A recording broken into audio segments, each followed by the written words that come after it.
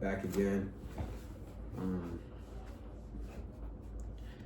I left off where Devin had extended his time to work at JOYLAND because he left there. He wanted to fully forget about Wendy, so he extended his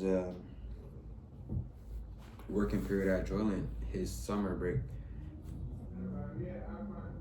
at JOYLAND, and working after the summer period because he loved the job too.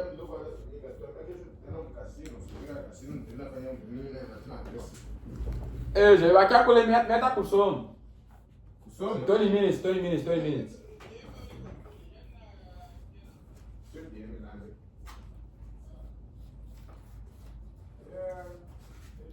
Ziggy.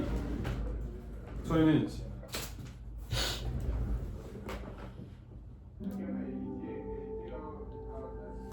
This is him. Hi there. Good evening. It's Tuesday, March 17th at 9:39 p.m. In today's top stories, oil prices Ziggy. 3%. 20 minutes. I can't adjust the speed for news content. Ziggy, shut up. Set us up for 20 minutes. 20-minute timer started. In attacks on the UAE, Israel. Ziggy, shut up. What the heck is going on? Anyway. Hey Greenie, you got another suit, or is that the only one that fits you? There is another one. I said, I sounded drunk. There is another one. I said, I sounded drunk. Costume shop, extra large. Oh hey, that's good, he said, and dumped the picture over my head. My scream of surprise echoed up and down the boulevard and brought several people running. What the fuck, Fat Wally? He grinned. Wakes you up, don't it? Damn right it does. Labor Day weekend, Greenie. That means your labor. No sleeping on your job. No sleeping on the job. Thank your lucky stars and bars. It ain't 110 out there. If it had been 110, I wouldn't be telling this story. I would have died of a big brain halfway through a happy Howie dance on the Waggle storage stage. But Labor Day itself was actually cloudy and featured a nice sea breeze. I got through it somehow. Around 4 o'clock that Monday, as I was climbing into the spare fur for my final show of the summer, Tom Kennedy strolled into the costume shop. His dog top and filthy sneakers were gone. He was wearing crispy pressed chinos. Wherever were you keeping them? I wondered. A neatly tucked in Ivy League shirt and bass wee johns. Rosy cheeked son of a bitch had even gotten a haircut. He looked every inch the top and upcoming college boy with his eye on the business world. You never would have guessed that he'd been dressed in filthy Levi's only 2 days before, displaying at least an inch of ass cleavage as he crawled under the zipper with an oil bucket and cursing Pop Allen, our fearless team Biggle leader, every time he bumped his head on the strut. You on your way? I asked. That's a big 10-4, good buddy. I'm taking the train to Philly at 8 tomorrow morning. I've got a week at home. Then it's back on the grind.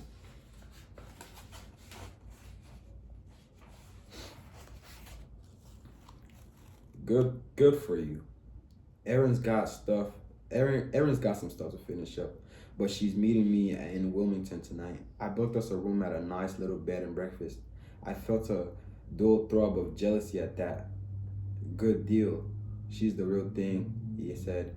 I know. So are you, Dev. We'll stay in touch. People say that and don't mean it, but I do. We will stay in touch. He held out his hand. I took it and shook it. That's right, we will. You're okay, Tom. And Erin's the total package. You take care of her. No problem there, he grinned. Come spring semester, she's transferring to Rutgers. I already taught her the Scarlet Knights fight song. You know, upstream, red team, upstream. Sounds complex, I said. He shook his finger at me. Sarcasm will get you nowhere in this world, boy. Sarcasm will sarcasm will get you nowhere. Sarcasm will get you nowhere in this world, boy, unless you're angling for a writing job at Mad Magazine, that is. Dottie laughed and called. Maybe you could shorten up the farewells and keep the tears to a minimum. Maybe you could shorten up the farewells and keep the tears to a minimum. You've got a show to do, Jonesy. Tom turned to her and held out his arms. Dottie, how I love you. How I miss you. She slapped her bottom to show just how much this moved her and turned away to a costume in need of repair. Tom handed me a scrap of paper. My home address, school address, phone numbers for both. I expect you to use them. I will.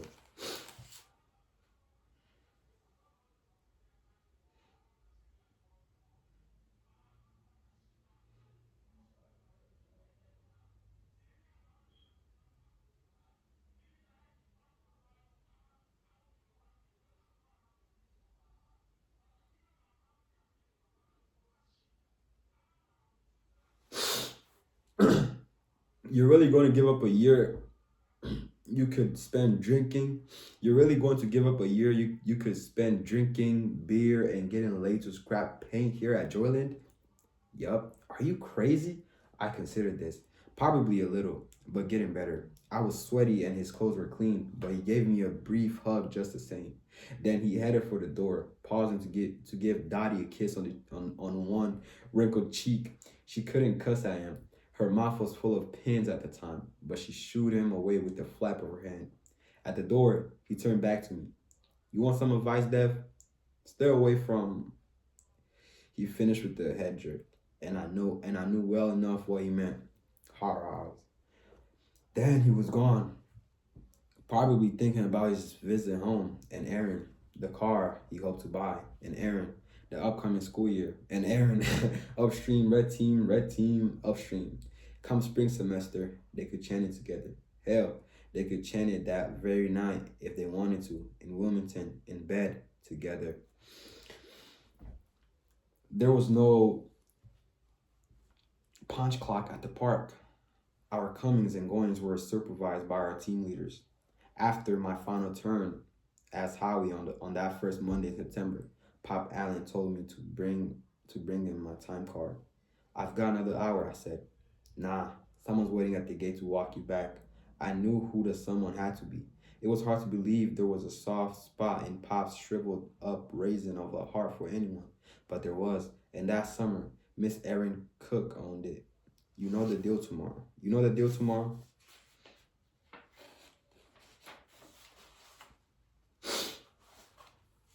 7:30 to 6, I said, and no fur. What a blessing. I'll be running you for the first time. I'll be running you for the first couple of weeks. Then I'm off to sunny Florida. After that, your Lane's Hardy responsibility and Freddie Dean. I guess, if he happens to notice you're still around. Got it. Good. I'll sign your card and then your 1042, which meant the same thing in the talk as it did on the CBs that were so popular then. End of tour. And Jonesy, tell that girl to send me a postcard once in a while. I'll miss her. He wasn't the only one. Aaron had also begun making the transition back from Joyland life to real life. Gone were the faded jeans and t-shirt with the sassy rolls to the shoulder sleeves. Ditto the green Hollywood girl dress and Sherwood Force hat.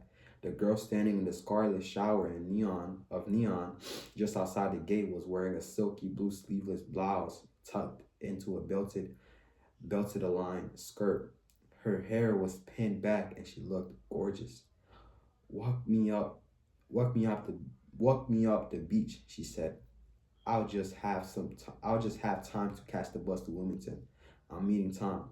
He told me, he told me, but never mind the bus. I'll drive you. Would you do that? Sure. We walked along the fine white sand. A half moon had risen in the sky, and it beat a track across the water. Halfway to Heaven's Beach, it was, in fact, not far from the big screen Victorian that played such a part in my life that fall. She took my hand and we walked that way. We didn't say much until we reached the steps leading up to the beach parking lot. There she turned out to me. You would get over her. Her eyes were on mine. She wasn't wearing makeup that night and didn't need any. The moonlight was her makeup. Yes, I said. I knew it was true, and part of me was sorry. It's hard to let go. Even when what you're holding on to is full of thorns, it's hard to let go. Maybe especially then. And for now, this is the right place for you. I feel that. Does Tom feel it? No. But he never felt about JOYLAND the way you do. And the way I did this summer. And after what happened that day in the funhouse, what he saw, do the two of you ever talk about it? Do the two of you ever talk about that? I tried. Now I leave it alone. It doesn't fit into his philosophy of how the world works. So he's trying to make it gone. But I think he worries about you. Do you worry about me?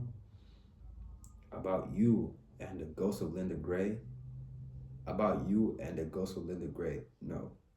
About you and the ghost of that Wendy? A little. I grinned. My father no longer speaks her name, just calls her that girl. Erin, would you do me a favor when you get back to school? If you have time, that is. Sure.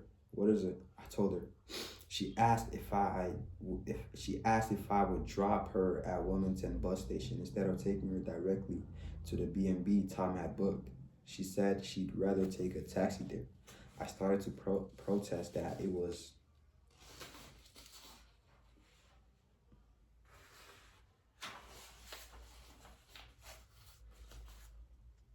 a waste of money, then didn't. She looked flustered, a trifle embarrassed, and I guess it had something to do with not wanting to climb out of my car, so she could drop her clothes and climb into the sack with Tom Kennedy 2 minutes later. When I pulled up opposite the taxi stand, she put up her hands on the sides of my face and kissed my mouth. Huh?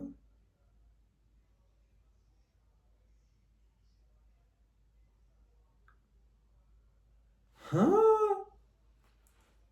I thought Erin was Tom's girl. What are we doing? It was long and thorough kiss. If Tom hadn't been there, I would have made you forget about that stupid girl, she said. But he was, I said. Yes, he was. Stay in touch, Dev. Remember what I asked you to do. If you get a chance, that is. I'll remember. You're a sweet man. I don't know why, but that made me feel like crying. I smiled instead. Also, admit it, I made one hell of a Howie. That you did. Devin Jones, savior of little girls. For a moment, I thought she was going to kiss me again, but she didn't. She slid out of my car and ran across the street to the taxis, skirt flying. I sat there until I saw her climb into the back of a yellow and drive away. Then I drove away myself, back to Heaven's Beach and Miss Shoplaw's. And my autumn at JOYLAND, both the best and worst autumn of my life, were Annie and Mike Ross sitting at the end of the green Victorian boardwalk when I headed down to the beach park on that Tuesday after Labor Day. Were Annie and Mike Ross sitting at the end of green Victorian's boardwalk when I headed down the beach to the park on that day after Labor Day? I remember the warm croissants I ate as I walked and the circling goals, but But of them, I can't completely be sure. I can't be completely sure. They became such an important part of the scenery, such a landmark. That it's impossible to pinpoint the first time I actually noticed their presence. Nothing screws with memory like repetition. 10 years after the events I'm telling you about, I was, for my sins, maybe a staff writer on Cleveland magazine. I used to do most of my first draft writing on yellow legal pads in a coffee shop on West 3rd Street near Lakefront Stadium, which was the Indians' stomping grounds back then. Every day at 10, this young woman would come in and get 4 or 5 coffees, then take them back to the real estate office next door. I couldn't tell you the first time I saw her either. All I know is that one day I saw her and realized that she sometimes glanced at me as she went out.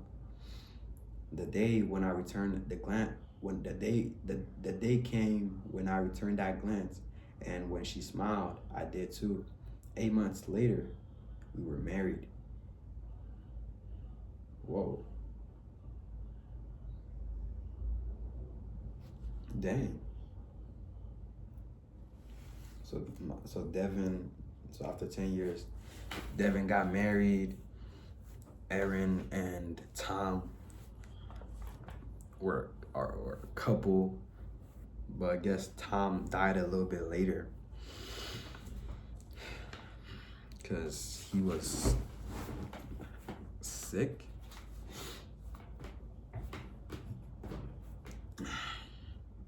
Annie and Mike were like that. Annie and Mike were like that. One day they just became a real part of my world. I always waved. The kid in the wheelchair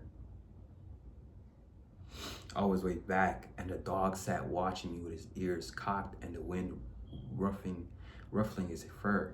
The woman was blonde and beautiful, high cheekbones, wide set blue eyes, and full lips, the kind that always look a little bruised.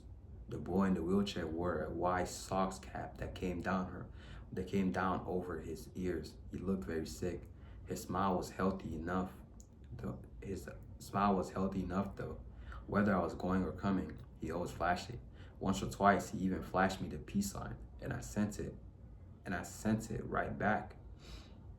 I had become part of his landscape, just as he had become a part of mine.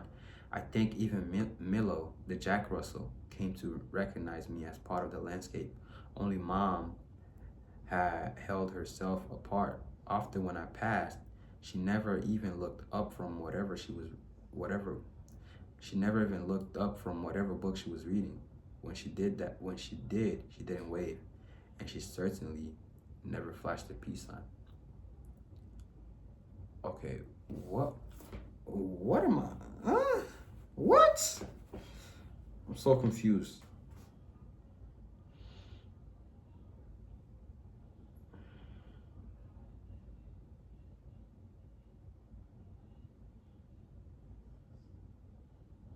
So Devin ended his time at JOYLAND.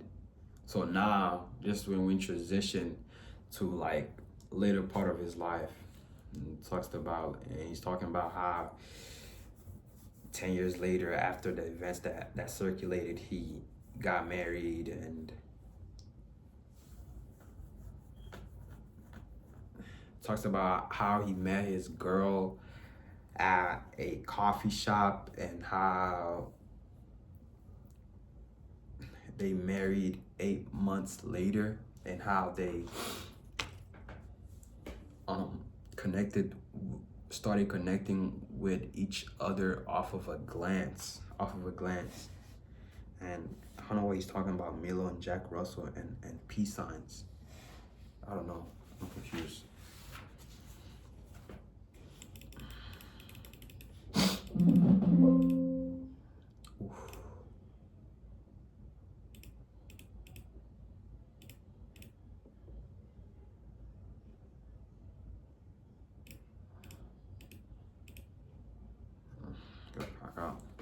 I had plenty to occupy my time at JOYLAND, and if the work wasn't as interesting and varied as it had been during the summer, it was steadier and less exhausting.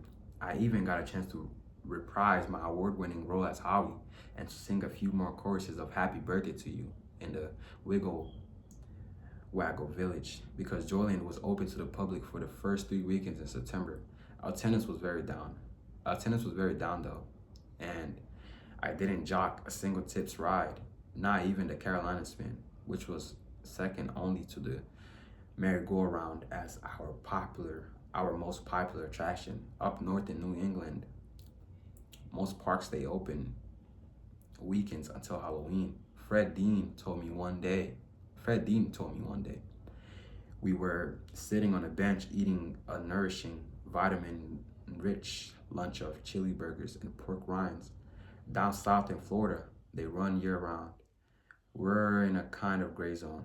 Mr. Easterbrook tried pushing for a fall season back in the 60s, spent a bundle on big advertising blitz, but it didn't work very well. By the time the night starts getting nippy, people around here start thinking about county fairs and such.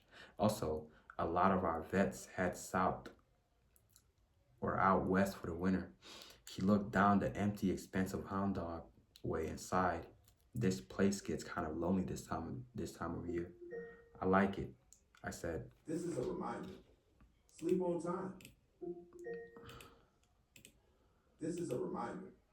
Sleep on time. All right, shut up.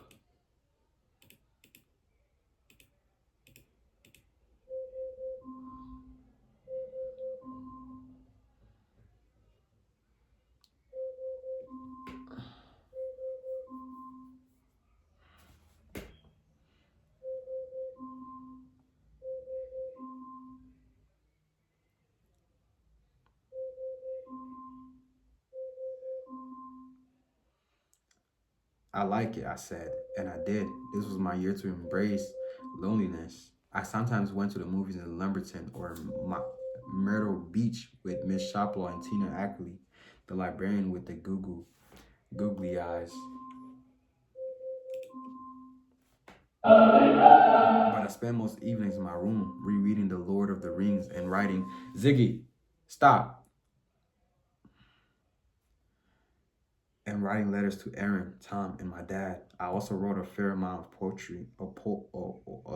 poetry, which I'm now embarrassed even to think about. Thank God I burned it. I added a new and satisfying grim to my small collection, The Dark Side of the Moon. All right, I'll end it right there for today.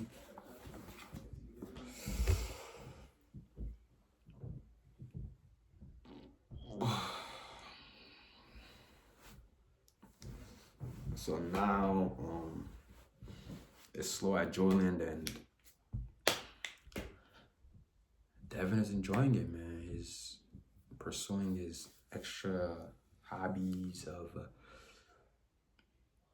writing and writing poems. And what else? I lost it.